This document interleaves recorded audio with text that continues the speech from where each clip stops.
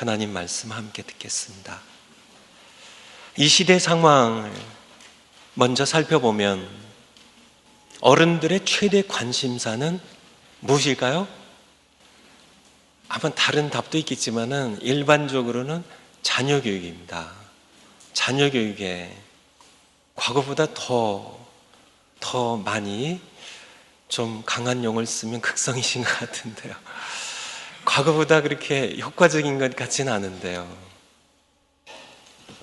아무리 불경기라고 해도 불황이 없는 비즈니스가 있다고 그래요. 아이들을 대상으로 하는. 그것은 불황이 없다고 해요. 그만큼 부모님들의 관심이 아낌없이요. 이렇게 쏟아붓는 그런 한국의 수능 시험이 있죠. 대학, 수업, 수능, 수학 능력 시험이네요. 수능 시험.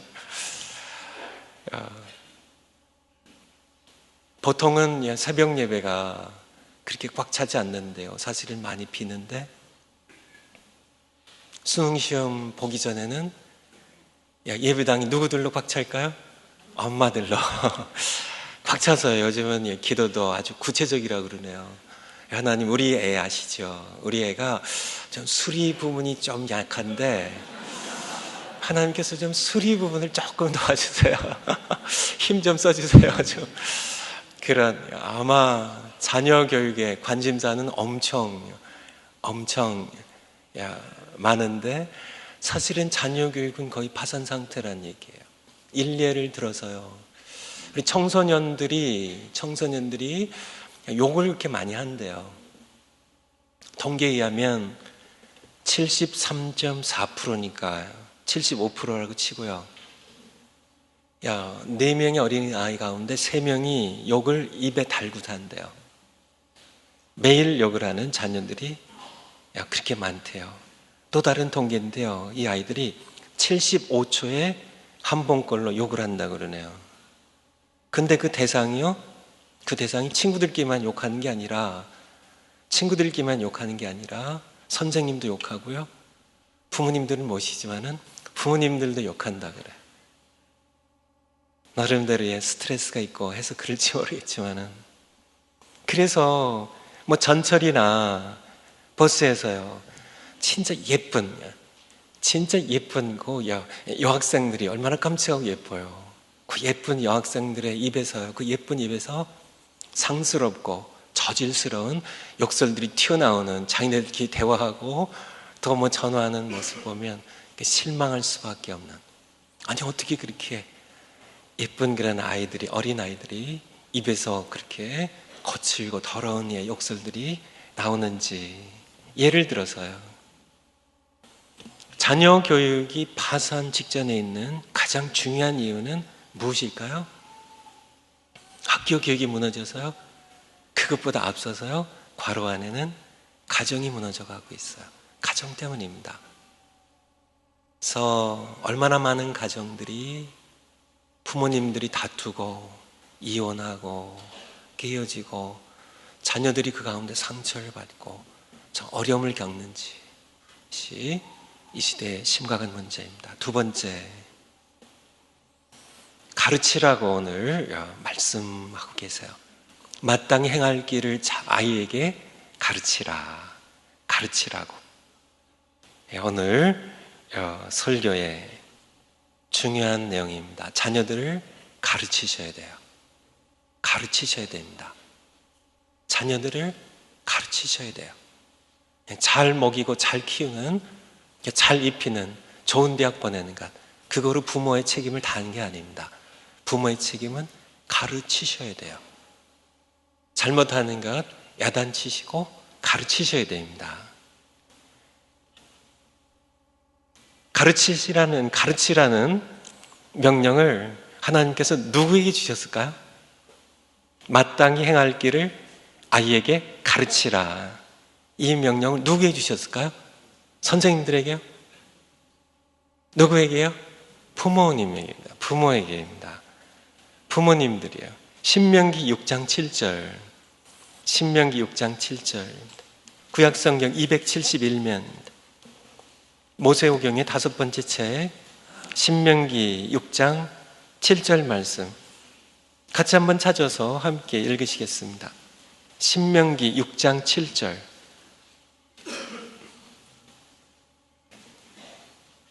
신명기 6장 7절 시작. 네 자녀에게 부지런히 가르치며 집에 앉았을 때든지 길에 행할 때든지 누웠을 때든지 일어날 때든지 이 말씀을 강론할 것이며 네 자녀에게 부지런히 가르치며. 누가 부지런히 가르쳐야 돼요? 자녀에게. 자녀 그러니까 부모에게 주신 명령입니다. 집에 있을 때든지 언제든지 길을 행할 때든지 누웠을 때든지 일어날 때든지 부모에게 주시는 명령입니다. 말씀드린 것처럼 부모의 가장 중요한 책임은 자녀들을 가르치는 겁니다.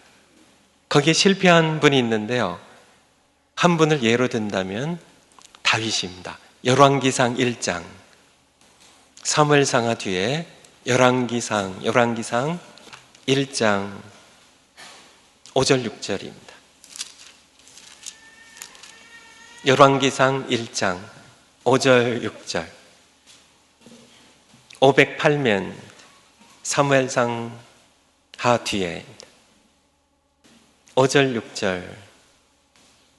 네 학기세 아들 아도니아가 스스로 높여 이르기를 내가 왕이 되리라 하고. 6절로 넘어갑니다. 저는 압살롬의 다음에 난 자요 체용이 심히 준수한 자라. 그 부친이 네가 어찌하여 그리하였느냐 하는 말로 한 번도 저를 섭섭하게 한 일이 없었더라. 이 아도니아가 어떻게 되죠? 스스로 높여서 왕이 되었다가요. 아버지 허락도 안 받고요. 왕이 되었다가요. 이복 동생 솔로몬에게 죽임을 당합니다. 아도니아가 죽은 것 누구 책임일 것 같으세요? 아버지 다윗 책임입니다. 아버지 다윗이 그 부친이 네가 어찌하여 그리하였느냐고 한 번도 그렇게 섭섭한 얘기를, 마음에 섭섭하게 생각할 이야기를 한 번도 하지 않았어요. 가르치지 않았어요. 아도니아가 결국은 자기를 높였다가 결국은 죽임을 당하는데요. 그것은 아버지 다윗의 책임입니다.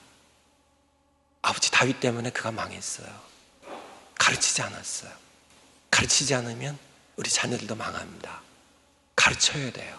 아시겠죠? 여러분 마음 가운데 다윗이 얼마나 훌륭한 성군인가요? 정말 하나님과 마음이 합한 훌륭한 왕이었는데요. 자녀 교육은 잘 못했어요. 우리는 자녀들을 가르쳐야 합니다. 두 번째 말씀이요. 세 번째, 그렇다면 무엇을 가르칠 것인가? 무엇을 가르쳐야 할까요? 여러분들 자녀들 뭘 가르치세요? 수학 가르치세요? 뭘 가르치세요? 영어 가르치세요? 한글 가르치세요? 뭐 가르치세요? 그것에 앞서서 무엇을 가르쳐야 할까요? 길을 가르쳐야 돼요. 하나님께서 우리에게 주신 말씀입니다. 마땅히 행할 길을 가르치라고. 길을 가르쳐야 됩니다. 도사라는 말이 있죠. 무릎팍 도사도 있고. 제가 보기에는 이 도사의 뜻이 무엇인지 알고 하는지 모르겠어요. 강호동 씨는 도사가 아닌 것 같아요. 도사는 무슨 도자예요? 길도자입니다. 길도자의 선비사자예요. 길을 가르치는 사람입니다. 선비입니다. 부모들은 도사가 돼야 돼요. 길을 가르치라고. 도를 여러분들이 자녀들에게 가르쳐야 됩니다. 교회에 전도사라는 직분이 있죠. 전할 전자에 무슨 도자예요? 길도자예요. 무슨 자자요? 선비사가 아니고요. 스승사자입니다. 우리 부모님들은 도를 자녀들에게 전하는, 도를 가르치는 스승들이 되셔야 돼요. 아시겠죠? 우리에게 주신 말씀입니다. 마땅히 행할 길을 자녀들에게 가르치라고. 그런데 그냥 길이 아니고요. 마땅히 걸어가야 할 길을 가르치는 겁니다. 길은 크게 나누면 두 가지 길이 있기 때문이에요. 세상 길이 있고 하나님의 길이 있어요. 시편 1편 6절에 보면 되죠. 어떤 길은요? 의인의 길은 여호와께서 인정하시나 또 다른 길이 하나 있네요. 악인의 길은 망하리로다. 길을 가르쳐야 되는데요. 길을 가르쳐야 됩니다. 지식, 기술 가르치셔야죠. 그렇지만은 길을 가르치지 않으면 아무 쓸모 없는 겁니다. 아무 쓸모가 없어요. 길을 가르쳐야 되는데 우리 자녀들이 마땅히 걸어가야 할 길, 그 길은 하나님께서 인정하시는 의인의 길이에요. 그렇다면 그 길은 어떤 길인가? 두 가지로요 정리를 좀 했습니다. 첫 번째, 우리 자녀들이 마땅히 행할 길은 세상 길이 아니라 하나님의 길입니다. 하나님과 바른 관계를 맺고 하나님을 온 마음 다해 사랑하며 하나님과 함께 걷는 길입니다. 아시겠죠? 이 길을 가르치셔야 돼요. 여러분들이 함께 이 길을 걸으며 자녀들에게 길을 가르치셔야 돼요. 아시겠죠? 여러분들이 좋은 대학에 자녀들 보낼 수 있습니다. 잘 먹이고 입히며 키울 수 있어요. 그렇지만 이 길을 가르치지 아니한다면, 하나님과 함께 걷는 이 길을 가르치지 아니한다면 여러분은 후회할 것이고 자녀들은 망할 것입니다. 두 번째, 우리 자녀들이 마땅히 걸어가야 할 길은요, 우리 자녀들의 측면에서 본다면 내 계획이나 내 욕심이 아니라 하나님께서 이 아이를 위해 특별히 준비하시고 계획하신 길을 걷게 해야 돼요. 아시겠죠? 내 욕심이 아니라 하나님께서 이 자녀를 어떤 길을 걸어가게 하기 위하여, 하나님과 함께 어떤 길을 걸어가기 위하여 이 아이에게 재능을 주셨고 성품을 주셨어요. 그것이 꽃피고 열매 맺을 수 있도록, 그래서 하나님께 기쁨과 영광을 돌릴 수 있도록 그렇게 키워야만 한다는 그런 말씀입니다. 우리 부모님들, 보통 우리 여기 계신 부모님들은 아니겠지만은 세상에서는 사자가 붙은 그런 직업으로 자녀를 키우려고요. 의사, 판사, 변호사. 여러분 기억하세요? 다른 사자도 있어요. 요리사도 있고요. 선교사도 있고요. 자녀들에게 주신 재능이, 우리 아이는 요리를 좋아하는데, 너는 꼭 의사가 돼야 돼. 그렇게 키우면 아이들이 행복하지 않아요. 하나님께서 아이에게 주신 재능이 있어요. 성품이 있어요. 그 모습이 있습니다. 겉사람이 있고 속사람 모두 하나님 지으신 겁니다. 하나님의 특별한 내 아이를 향한 계획이 있어요. 그 계획이 이루어지게 하는 겁니다. 내 욕심이 안 찬다고, 그거 해갖고, 너 그거 해갖고, 성공 제대로 하겠냐, 인정받겠냐, 사람들 주목받겠냐, 그건 안 되고. 여러분, 그건 여러분의 욕심입니다. 자녀들을 망치는 길이에요. 자녀들이 마땅히 걸어가는 길은, 우리 자녀들을 동물로 좀 성품이나 재능을 비유한다면요, 하나님께서는 다양하게 우리 자녀들에게 재능과 성품을 주세요. 그래서 우리 자녀들에게는 오리도 있고요, 독수리도 있고요, 무슨 사자도 있고 고양이도 있고 양도 있고 다 있죠. 성품이요. 오리가 마음에 안 들어요. 독수리가 돼야지, 그래도 창공을 나는 그 독수리가 돼야지. 아무리 하나님께서는 오리로 창조하셨는데, 재능과 성품 주셨는데, 여러분 욕심 때문에 오리인 딸을 독수리처럼 키우면 독수리가 될까요? 혼란만스러운 겁니다. 아이가 불행해져요. 그냥 독수리를 키워도 오리는 오리예요. 아시겠죠? 어떤 이렇게 아들은, 사내 아이들은 나가면은 맞고 들어와요. 속상하죠. 어떤 때는 여자애한테 맞고 들어와요. 속상하죠. 제가 그랬습니다. 맞고 들어와요. 그러면 엄마들이 어때요? 속이 상하죠. 너는 주먹이 없어. 너도 좀 속이 상하니까 그러겠죠. 너도 좀 때리고 와. 너도 때리고 와서 속이 상하면 좋겠다. 그렇게요. 근데 고양이로 태어난 아이는 고양이에요. 사자를 키우려고 하지 마세요. 혼란스러워요. 어떻게 때리는 방법을 모르거든요. 맞는 방법 알아도 안 되거든요. 안 되는 아이를 너도 때리라고. 야, 그냥 고양이 아이는 고양이를 키우시는 겁니다. 그 안에서 사랑하는 법을 배우고 용서하는 법을 배우고 떳떳하게 당당하게 살아가는 법을 가르쳐야지 사자처럼 키우려고 하지 마시라는 얘기예요. 왜냐하면 사자가 안 되니까요.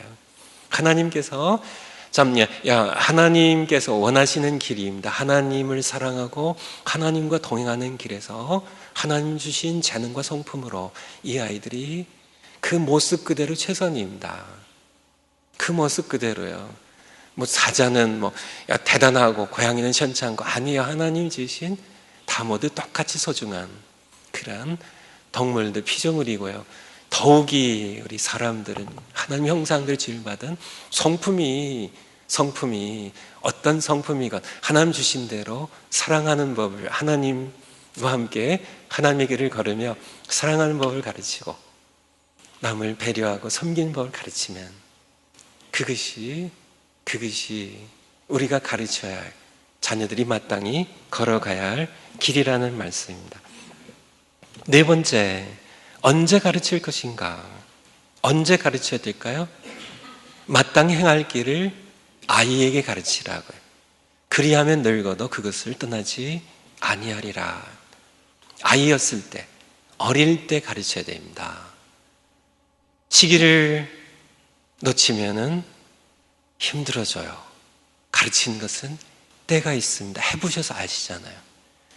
이 때를 놓치면 교육은 100배, 1000배, 10,000배 어려워집니다.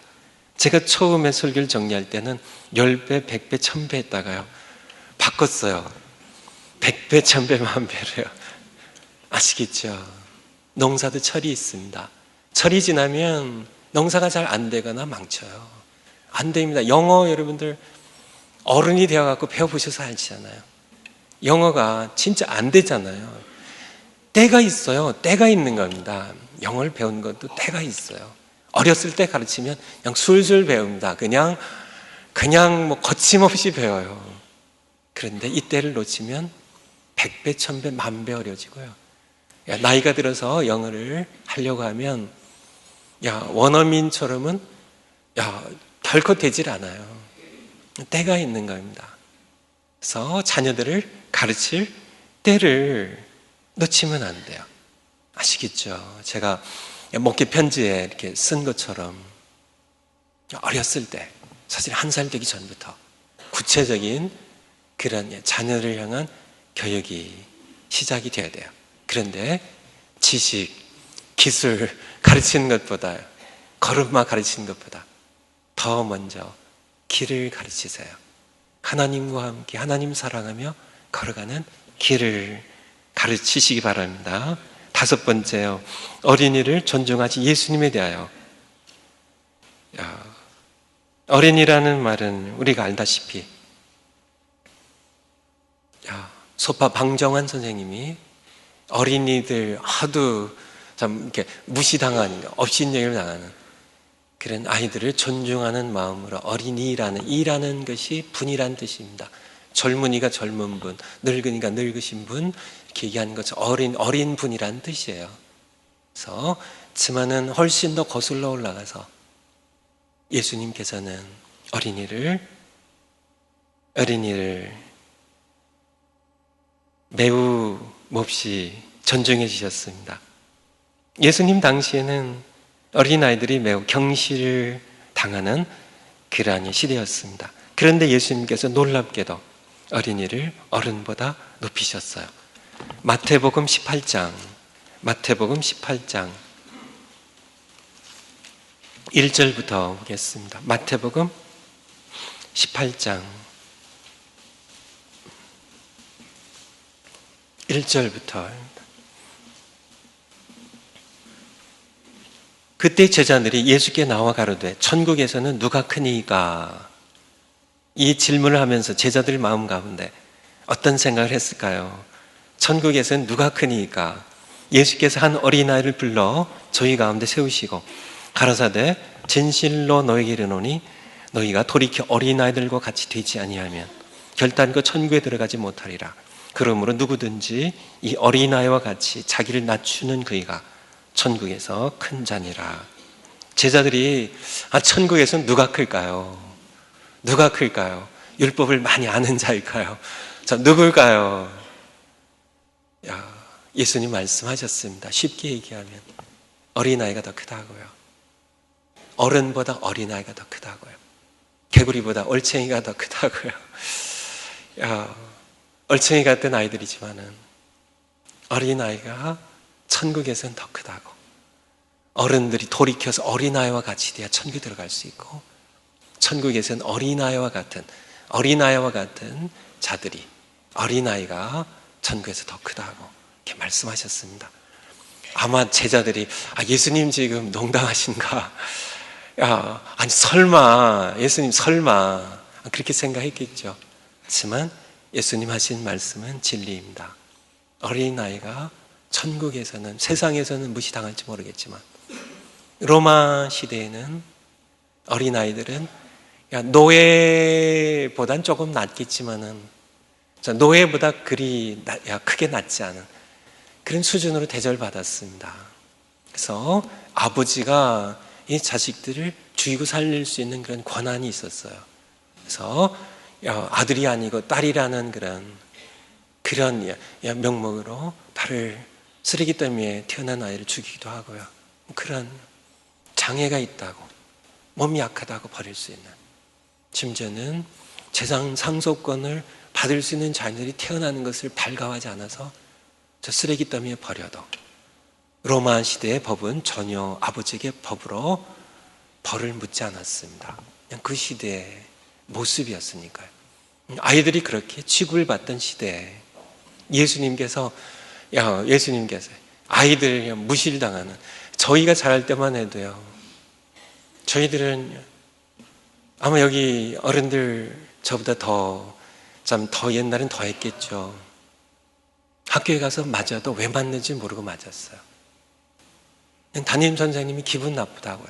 집에서 기분 나쁘셨는지, 선생님 동료 사이에 무슨 다투셨는지, 그냥 우리는 때리면 맞았어요. 화내면 그냥 맞았어요.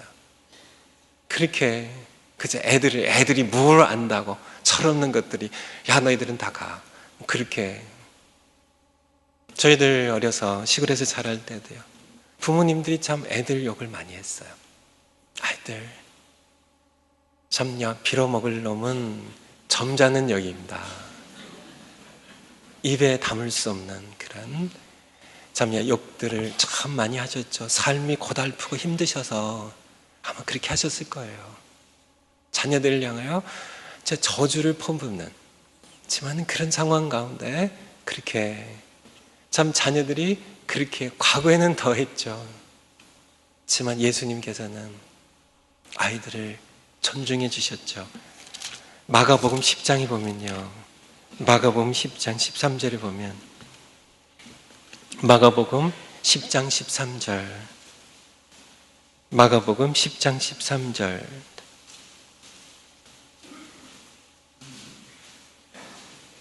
사람들이 예수의 만져주심을 바라고 어린아이들을 데리고 오매 제자들이 꾸짖거늘. 사람들이 부모님들이겠죠. 특별히 엄마들이 많으시겠죠. 자기 아기들을 데리고 예수님께서 좀 만져주시기를, 안아주시기를 바라고 왔는데요, 제자들이 어떻게 했어요? 꾸짖었습니다. 꾸짖었어요.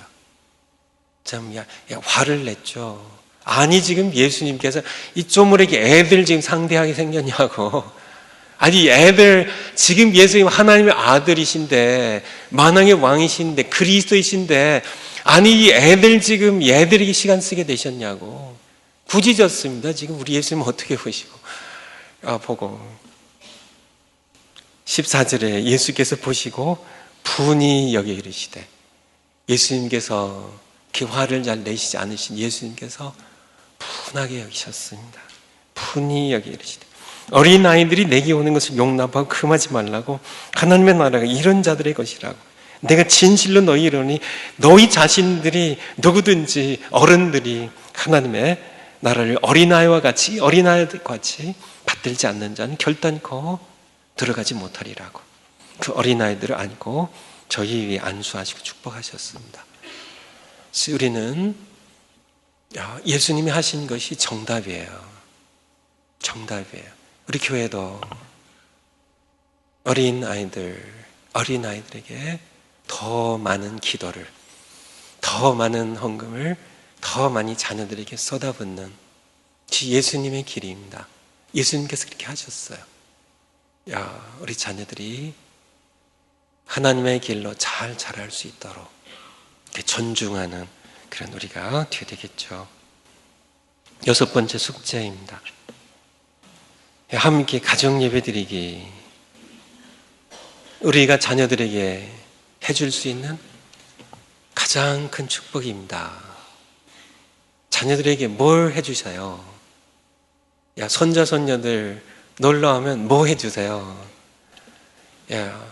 맛있는 것 사주시고 해주시고 요리해주시고, 부모로서 좋은 옷 입히고 좋은 대학 가게 하는 거 다 하세요. 그렇지만은 그것보다 훨씬 더 비교할 수 없는 더 큰 축복이 있습니다. 우리가 해줄 수 있는 가정 예배 함께 드리기입니다. 꼭 그렇게 하셔야 돼요. 손자 손녀 놀러와도 그렇게 좀 맛있는 거 해 주시고, 할머니랑 할아버지랑 예배 드릴까?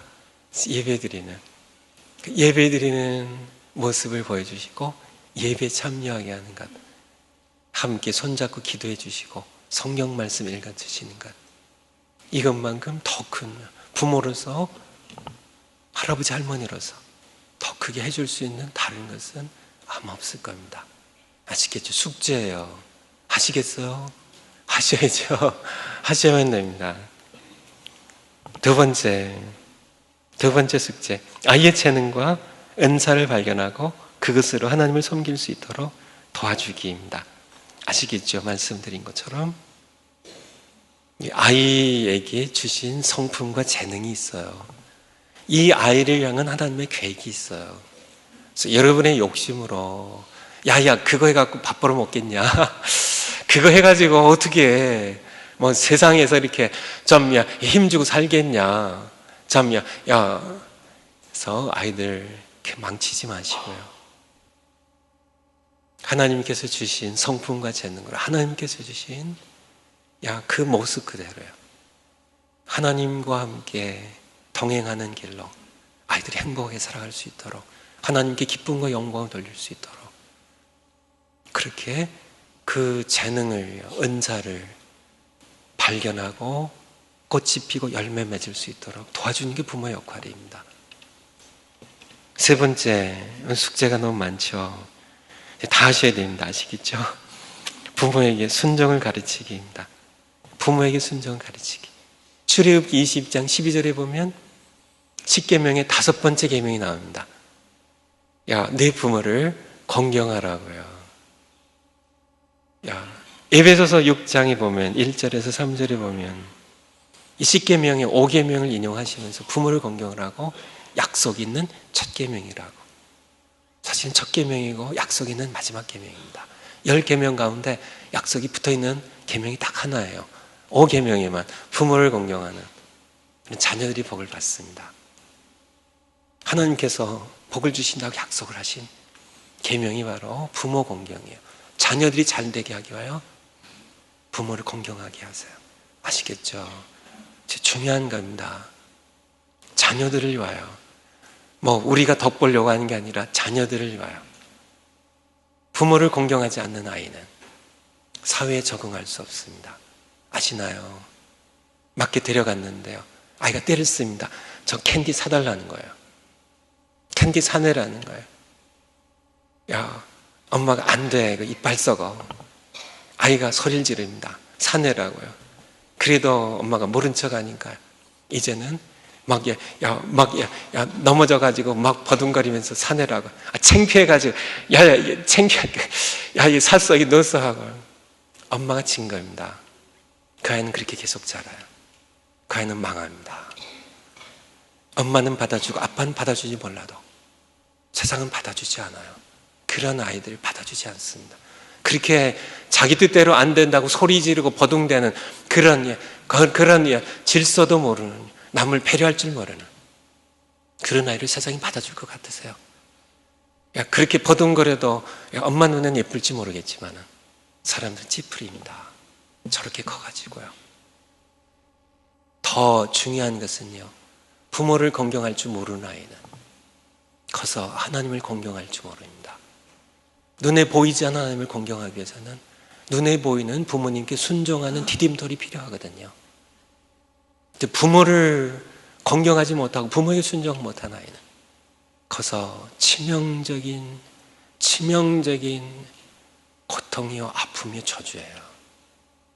부모를 공경할 줄 모르는 아이로 키운다면 자기 마음대로 소리 지르고 막 거역하고 참 부모에게 소리를 지르는 그런 아이는 커서 하나님께 공경하고 하나님께 순종하는 아이가 될 수가 없어요.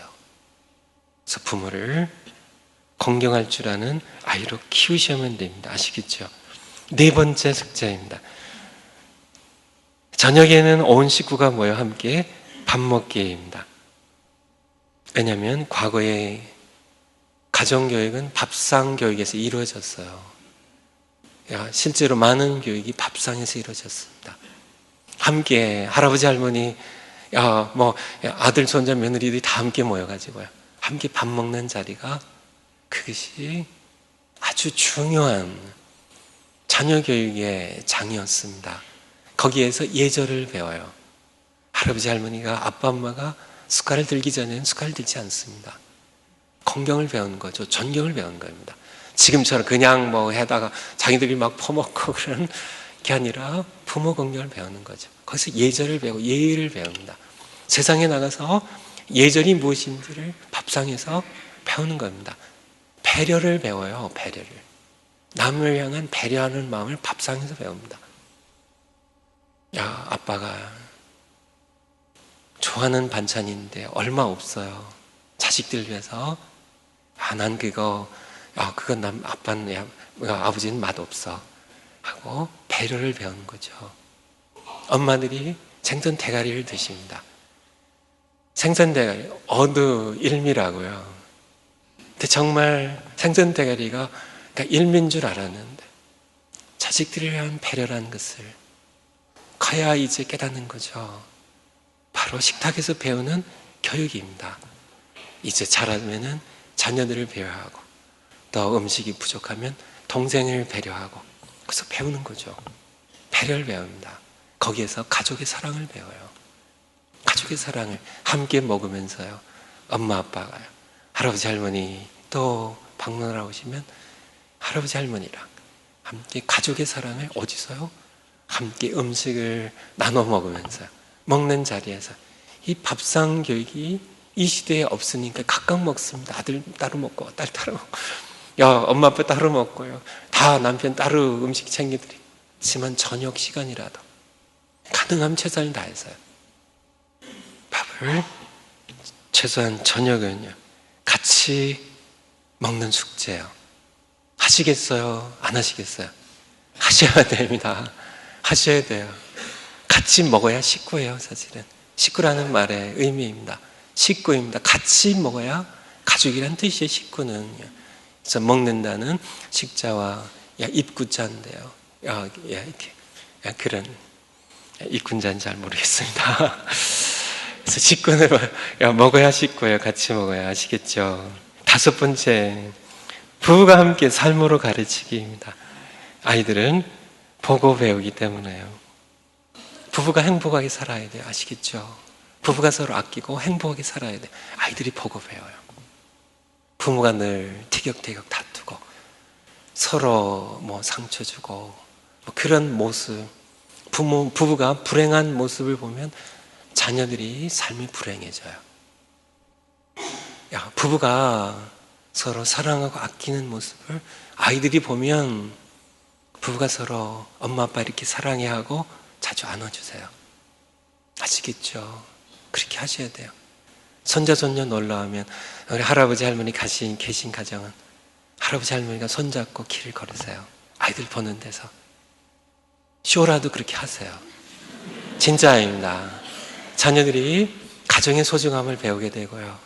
전 그것을 배우게 돼요. 그렇게 하시면 됩니다. 부부간에 싸워야 될 일이 있으면 꼭 싸워야 되겠으면 아이들이 보는 데서 싸우면 안 돼요. 아이들 채워놓고 싸우세요. 아시겠죠? 순 철칙입니다. 자녀들 앞에서 보고 배워요. 보고 배웁니다.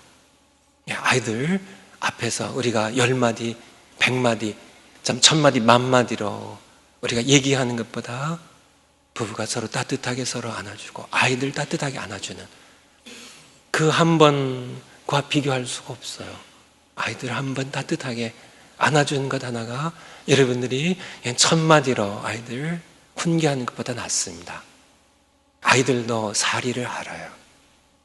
아이들도 선과 악을 분별합니다. 하나님께 주신 도덕률이 있어요. 여러분들이 그렇게 참 다 일일이 충계하고 훈계하고 다 가르칠 필요 없어요. 삶으로 가르치면 돼요. 아이들을 그렇게 가르치시는 여러분들이 되시기를 축원을 드립니다. 그 다음에 6번째인가요? 가정일에 참여시키기입니다. 가정일에 참여시키기예요. 2살, 3살 되면 자기가 먹은 밥그릇을 설거지하는 아빠나 엄마에게 갖다 드리도록 그렇게 가르치셔야 돼요. 아시겠죠? 몇 살부터요? 2살부터. 그 어린 것을 어떻게 시켜요? 근데 그때부터 하셔야 돼요. 2살, 3살 되면. 엄마 맛있게 먹었어요. 감사해요. 하고 자기 밥그릇 젓가락 갖다가 설거지하는 엄마 아빠에게 주도록 하셔야 돼요. 그렇게 하셔야만 됩니다. 4살, 5살이 되면 식탁에 숟가락 놓게 하고요. 냅킨 놓게 하고 젓가락 놓게 하세요. 6살, 7살이 되면 방 청소 시키세요.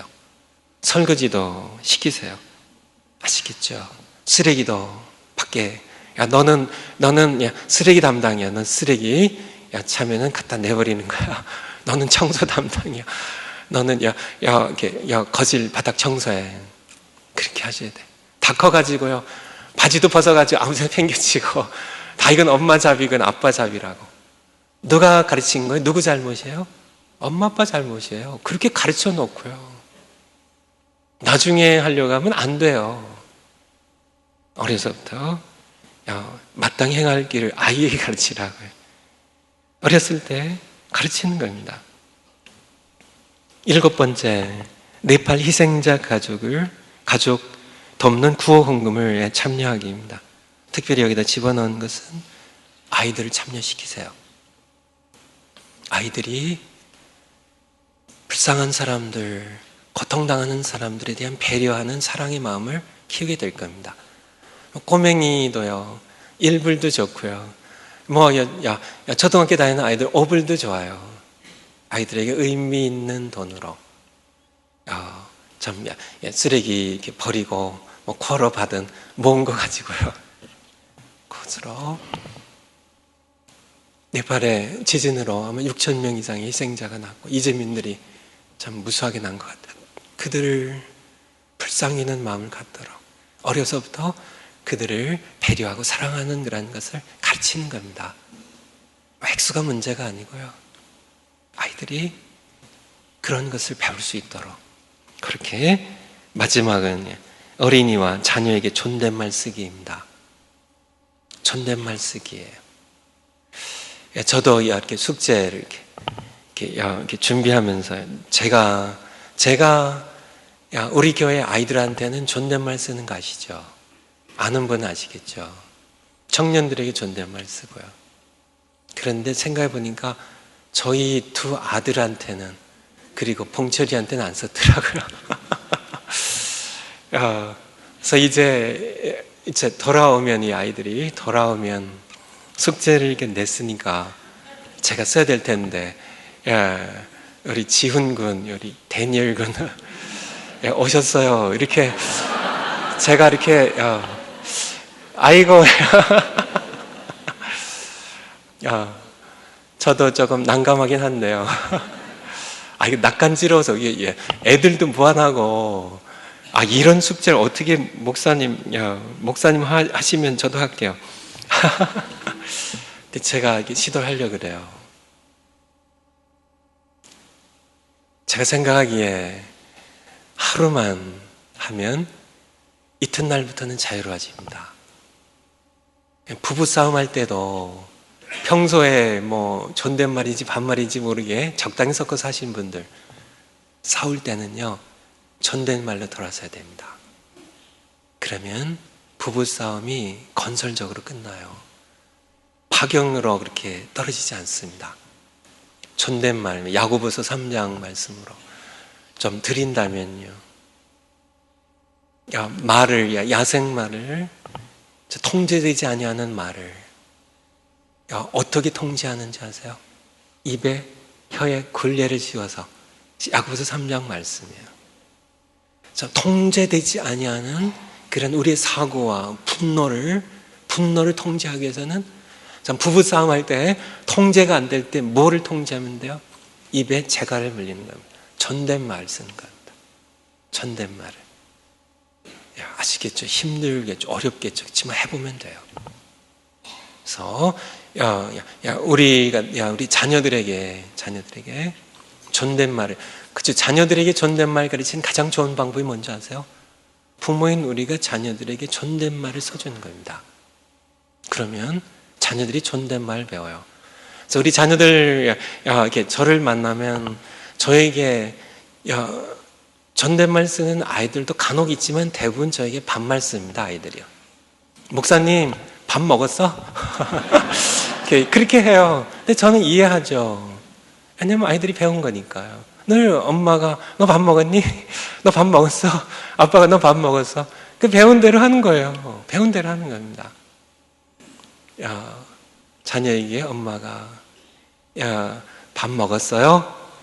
오늘 학교에서 공부 잘하고 왔어요? 사이좋게 놀다 왔어요? 이렇게 하면 아이는 밥 맛있게 잘 먹었어요. 그것이 자녀들에게 존댓말 가르치는 최선의 방법이에요. 자신들은요, 엄마 아빠가 늘 반말 쓰면서 너 뭐하냐, 너 TV 꺼, 너 공부해, 밥 먹어, 그렇게 하고는 엄마 아빠에게는 이렇게 밥 드셨어요? 이렇게 가르치는 게 쉽지는 않다는 얘기예요. 아시겠죠? 8번째 숙제입니다. 기도하시겠습니다.